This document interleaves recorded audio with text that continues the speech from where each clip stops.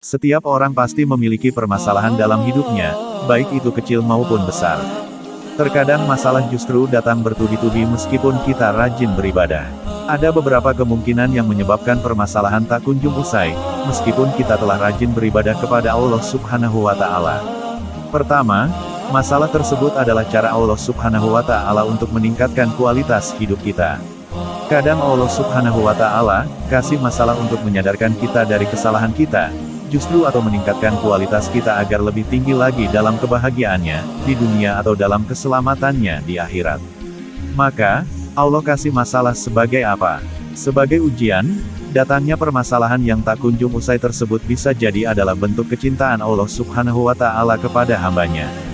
Contohnya adalah Nabi Muhammad SAW, yang mendapatkan berbagai ujian ketika menyebarkan Islam, sebab beliau adalah Nabi paling dicintai Allah Subhanahu wa Ta'ala, di antara para Nabi dan Rasul lainnya.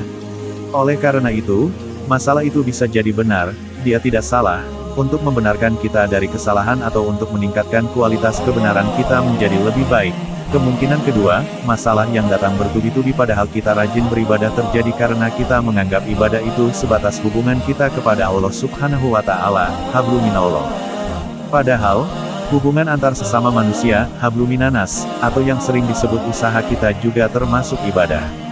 Allah Subhanahu wa Ta'ala berfirman dalam surah At-Taubah ayat 105, yang artinya, katakanlah, Nabi Muhammad, bekerjalah.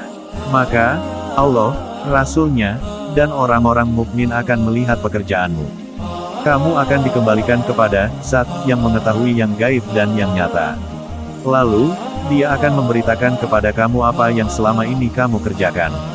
Sehingga, bisa jadi masalah tidak kunjung selesai karena pola pikir kita tentang ibadah itu sempit, seolah-olah hanya berupa ritual kepada Allah Subhanahu wa Ta'ala seperti sholat, puasa, zakat, dan lain sebagainya. Ketiga, permasalahan merupakan cara Allah Subhanahu wa Ta'ala untuk menguatkan mental, fisik, dan segala sesuatu dari kita. Mengapa demikian? Karena sejatinya Allah Subhanahu wa Ta'ala menyayanginya, maka itu Allah Subhanahu wa Ta'ala membersihkan badan yang kotor penuh dosa dengan memberikan masalah kepadanya. Ketahuilah di balik masalah itu Allah Subhanahu wa Ta'ala kelak akan memberikan kesenangan bagimu.